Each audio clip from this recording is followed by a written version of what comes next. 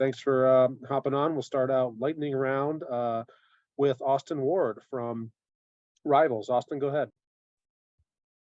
Hey, Ryan, I assume the intention last week was to try and maybe get Chip and Dallin more involved and not have to lean so heavily on Mayan. Maybe the tightness of the game and the conditions probably influence that. What do you need to see from those two to maybe give them an opportunity to spell either Mayan or Travion? Yeah, I think you're exactly right. I think you hit it right on the head. It was a combination of all those things. I thought they had decent weeks of practice. So, we're going to try to play some depth this week at running back. All righty. Next up, we'll go to Bill Landis from Rivals. Bill. Hey, Ryan, a receiver's ability to be involved in the run game the way you have Emeka doing things right now, is that an ability that you try to evaluate in recruiting and that you look for? And if so, I guess, how did you evaluate that with Emeka when you guys were recruiting him? No, I think it's a great question. When you look at wide receivers, you try to identify what style of receiver they are. And you kind of have the shorter, built low to the ground, Tyreek Hill types. Then you have the kind of the leaner, probably like a Chris Olave type. Then you kind of have one in between like Garrett. Then you have kind of the bigger, stronger, thicker ones like Emeka is and Julian. And then you kind of have the taller guy, more maybe like Marvin. So there's a lot of different styles, and each of them carry a different skill set to the table. And I think one thing that we recognized with Emeka, first off, was his strength and his power and his size, that he was going to be able to do some things that other guys can't do. And one of the things that Emeka brings to the table beyond his athleticism, his power, his ability to run, and his versatility is his strength. And when you're doing things like that, like Deebo Samuel is a great example of that for the, what he does in the run game. And, those are real weapons for an offense. And Emeka's shown that he can do that. And he's been durable and reliable. And I think that's a huge thing. And he's been a word for us this year. All righty. Next up, Dan Hope, 11 Warriors. Ryan, you've mentioned a couple times the difficulty of snapping the ball in the win last week. So how impressed were you with Mason and Jesse and how they handled that in the punting and kicking game? We knew it was going to be a challenge. I didn't know it would be that much of a challenge, but they handled it well. They did a good job. And there's days where, we know that they're going to have to be on their A game, and you only get one shot to get it right. We practice in the elements. It's been very windy here the last couple of weeks, so we've had some opportunities. We had to deal with this and figure it out. There's times we're doing pooch drill on a Thursday, and they're having a hard time stopping the ball and different things like that. So we had seen them do it in practice, and so that was good.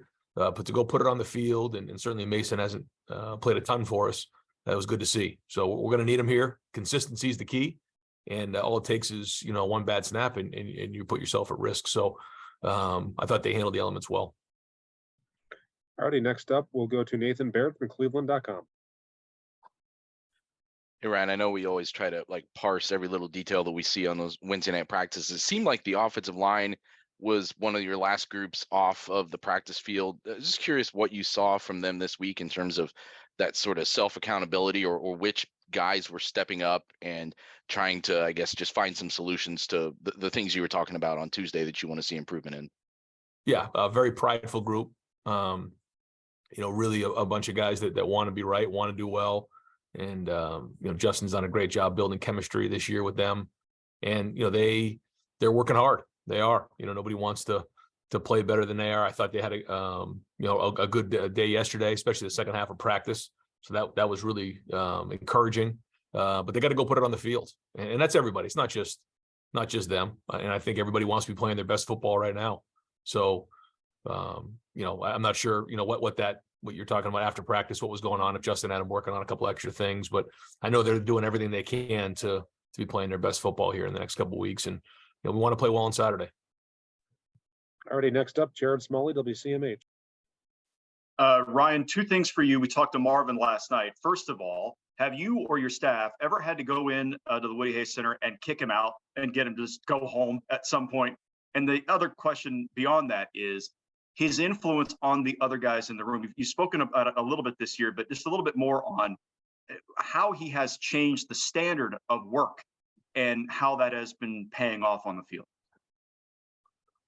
Well, I think Marvin, right from the beginning, came in with a mindset that he wants to be great. He's been blessed with some talent for sure. There's no question about that. But his discipline and skill and work ethic has allowed him an opportunity to, see the way he's playing right now and be one of the better receivers in the country. But Marvin doesn't say a whole bunch, and maybe as he plays more and more and gets older, he'll start to speak up a little more because he deserves it. He deserves the right to do that. But he just goes to work.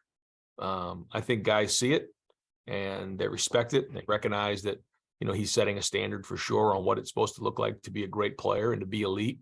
But I also think Emeka's done the same thing. I think I mentioned it in the radio show today that, Garrett Wilson gave a interview at one point and talked about how when those two guys came into the room, it challenged him to work harder and to look at how he was approaching his day-to-day operations and routines. So I think they've done a great job of that. They hold themselves to a high standard, and they're continuing to now build that for others. And so that that's the ultimate sign of leadership. So a lot of good there. And that room's strong. All righty, let's go next to Stephen Means, Cleveland.com. Brian, a little more, Emeka. I know that everybody in that room is learning all the positions, but what you actually put them in on game day is a little different. Yep. Whether it's him, whether it's Garrett, these guys who have moved around in that room and played different positions on game day. What are you trying to explore with these different skill sets that guys like Garrett and Emeka have that allow them to kind of move around from H and Z? Yeah, I think you try to decide early on where you want guys to start, and then you go from there. I think we felt like, Marvin was going to be our X. He's a bigger, longer guy who can win one-on-one situations. We felt like Emeka really was probably our most versatile guy. He could play on the outside for sure. You've seen him do that. He also can play inside. We felt like Jackson would be our slot this year. Did a great job last year. He's quick in short areas, and then we felt like Julian, was strong on the outside, could play on the inside if we needed him to. And so, you have a starting spot, or a starting place, and then you kind of build from there. You try to get your best, 2 or 3 guys on the field. And if you're just stuck at one position, then you're not able to get on the field if something were to happen in terms of injuries or personnel grouping. So the more those guys can learn, the more they can play. Right. We'll go next to Tim May from Letterman Row. Tim. Yeah, thanks. Thanks, Michael. I was wondering, Ryan, I would think you guys drilled big time this week on 3rd and short, both for the offensive side and the defensive side. And when they go against each other, what leaves you more with a smile on your face, if you follow my drift? I mean, if your defense is successful, you're worried about your offense and vice versa. But as the head coach, I guess, what did you see this week, and what makes you feel good about going into Saturday in that regard? I think, we worked hard on a lot of things, and certainly that's something we always work hard on, and we'll continue to do that. But when the offense goes against the defense in those type of situations, the thing you're looking for is, the one-on-one situations in terms of, who's winning the one-on-one battles, because ultimately that's what it comes down to. Yeah. And it's not so much the schematics. That's a whole different deal. And typically we're not scheming against the offense or the defense. What we're doing is trying to get better at the fundamentals and pad level, because ultimately that's what's going to matter, especially in those type of situations. The guy who's lower, the guy who can get movement, the team who, will run over the extra defender in the box, will come down and block. Those type of things are the ones who are going to be successful. So you're not always looking to see exactly, who wins the drill, but looking to see who wins the one-on-one matchups, because ultimately that's going to lead to the game and moving guys. There was a point in the game where I didn't think we did that. So we got to get our pads lower, and we got to move people. And so that's what we focus on more than anything. And did you like what you saw this week? I mean, did you like it? Yeah. I mean, there was some good things. Yep. There was an edge to it. It's week 10. And so, we still wore pads on Tuesday and Wednesday, and we're cut out a couple things, but not much. I mean, we're going to keep pounding on this thing because we know how important it is to be physical and tough here in November. Thanks, man. Yep. All right. Got time for just a couple more. We'll go to Joey Kaufman, Columbus Dispatch. Ryan, a follow-up on Emeka. What do you see as his best attribute, skill set as a pass catcher, somebody who can make plays for you guys in the vertical passing game? I think that's probably what makes him unique, is that there isn't maybe just one thing. I think he's certainly very intelligent, so he knows how to set up a defender. He knows how to work a defense, knows how to win against one-on-one. He's got good hands and strength. He's tough. He's powerful. You know, he can separate because he's, you know, really those strides are long and strong and powerful. He does have good quickness, so good spatial awareness. I mean, he's kind of got a lot of those traits, and so I don't know if there's one thing in particular. Certainly has speed and everything you look for, and good hands. So I think that's probably what makes him the most unique, is that he has a lot of those skills. Alrighty, next up, Tony Girdman, Buckeye Huddle.